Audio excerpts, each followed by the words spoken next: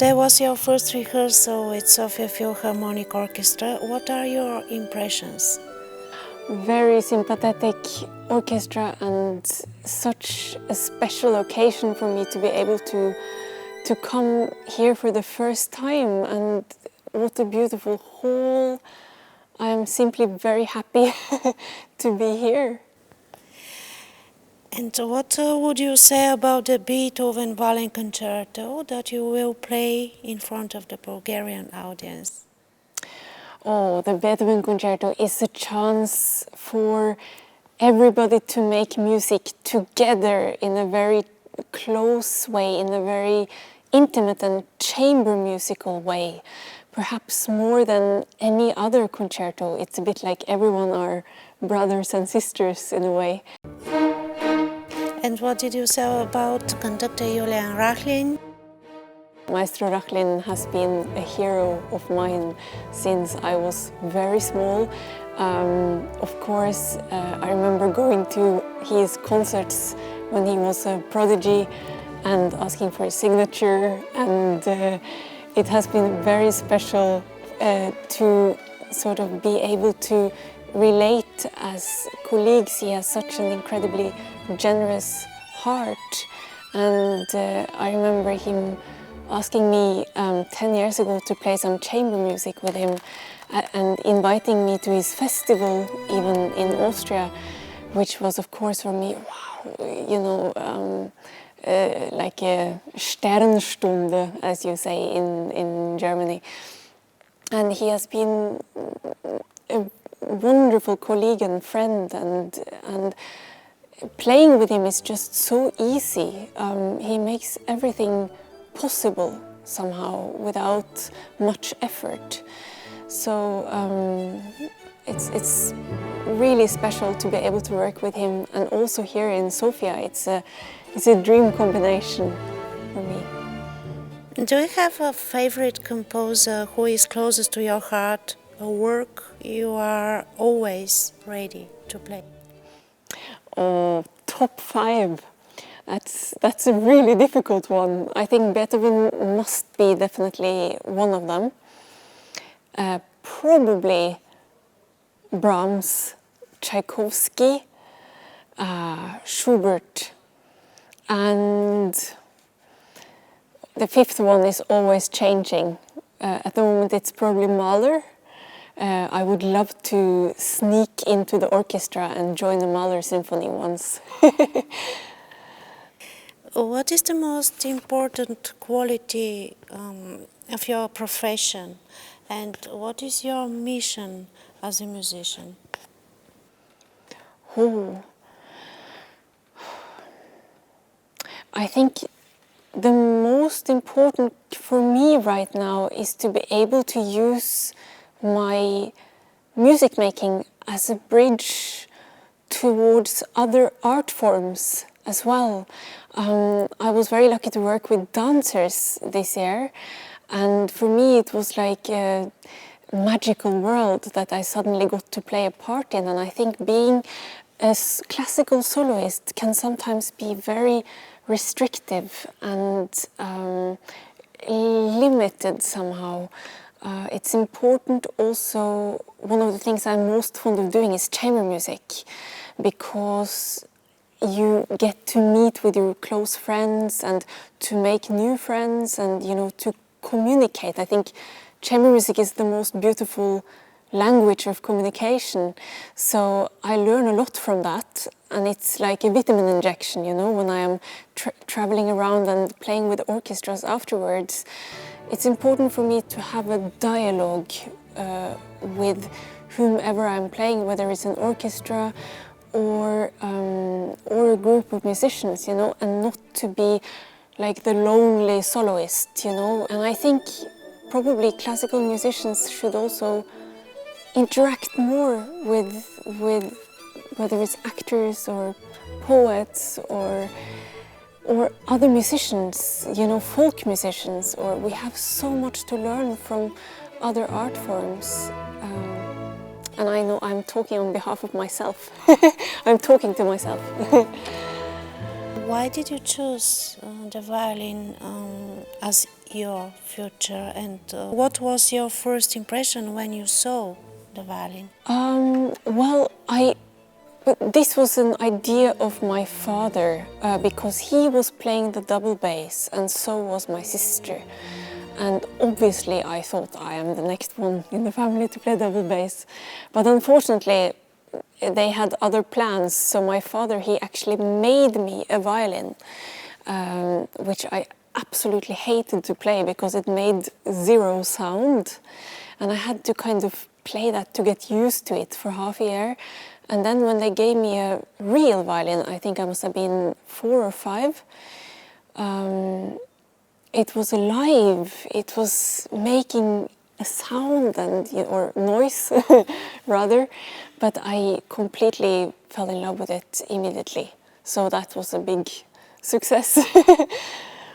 And now what is your instrument? Tell about. The instrument I'm playing now is an old Guarneri del Gesso from Cremona, 1734. Unique sound. A very royal sound. It feels like wearing a crown when you're playing it. It's a very special, mature instrument that I'm so privileged to play on. It's a blessing. What kind of music did you listen to growing up? I would say it was mostly classical, although I had kind of an allergy to sad music, so I didn't allow for any second movements or anything too beautiful to be played, because then I would eventually start crying and make a big drama.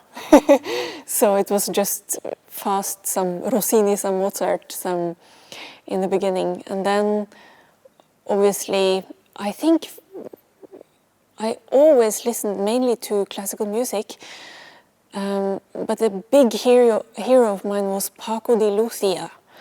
I was always very, very much into flamenco music, and Estrella Morente and Paco de Lucia, they are really true heroes for me. I find flamenco a very, very fascinating language, both in terms of harmony and also rhythm. So, Please tell us about your partnership with Anne-Sophie Mutter. You played together with her, and she is your mentor. this is true. She was probably one of the first violinists that I would listen to recordings of, because my sister would listen to her recordings, so I kind of grew up with them. And then I got the possibility to meet her when I was 11 years old, and I played for her, and she asked me to keep on sending her tapes of my development, how I was getting on studying the violin. And after a few years she took me into her foundation, the Anne-Sophie Mutter Freundeskreis Foundation, which is basically supporting young instrumentalists after their individual needs, whether it is providing instruments. In my case, I got a violin and also a bow from Frau Mutter, which I was playing for many years, and I even was fortunate to tour with her, playing the Bach double concerto. She was a very engaged mentor and very open-minded. Instead of saying things has to be like this and this and this, she would actually be very she would emphasize that follow your own instincts, follow what your heart and your stomach feeling is telling you.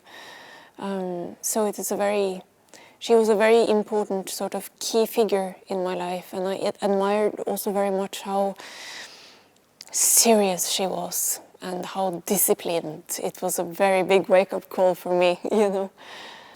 And what means a Suzuki Method by violin?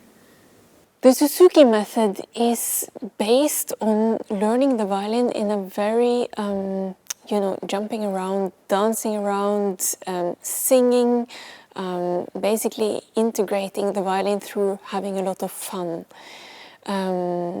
That's how I started to play the violin as well, and I would say it can be a very nice thing for a couple of years, and then one should move on. I think it's important.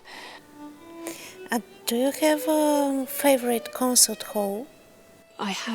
There are many favorite concert halls and favorite composers. It's an impossible question almost. But actually, to me, you know, artists are normally talking about that the acoustic in the hall is the most important. But I don't think so. I think the atmosphere in the hall, if it has kind of a warmth and a glow to it, that is for me the most important, the atmosphere. What is the most pleasant thing in your profession? Oh, it's really hard. It's hard to choose. I feel incredibly privileged to be able to visit so many different places and meet and play with so many different people. It is definitely a blessing that I was always kind of aiming for and working towards, but I think one should never stop being grateful for that, because everything is momentarily, and in this world it's, you know, in the classical world there is so much competition and there is such a high level, an extremely high level, so you just have to really appreciate and cherish each and every engagement. And this is one of the things that I maybe realized also during the corona, that more concerts is perhaps not the answer. Actually, sometimes less is even more, you know, like if I play a little less concerts, I will actually appreciate it more, and instead of it becoming a routine, which can somehow, I want to be able to take every concert personally and to look forward to it and to really look around, like, where am I? I'm in Sofia. I should see this cathedral here. I should get to know the markets or whatever, you know, and some people, and it's becoming more and more important to me, this part of it, actually, to enjoy the life as well as having a career, you know. And is more friendship in music or more competition between the soloists? I think certainly on social media, I believe there is a lot of sensationalism and probably also rivalry, and that is something that when only 15 years back, when I was studying, there was nothing like that. There was competitions, but YouTube was still something very new.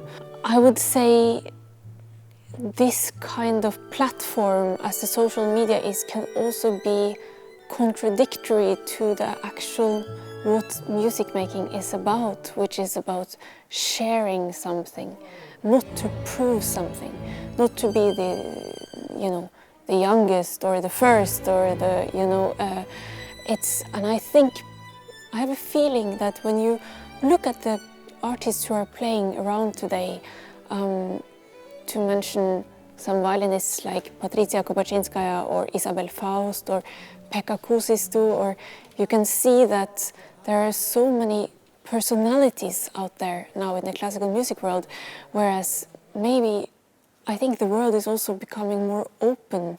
It as a sort of antidote to what's going on social media, with this eternal competition and perfectionism there, that people also somehow, they want to hear more what comes from the heart. That's what they want to experience in the concert hall.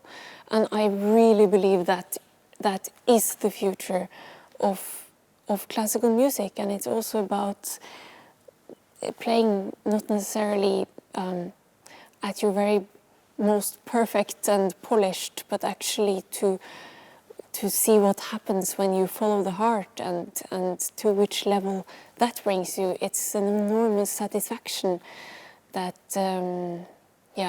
that I really think is the essence of music making.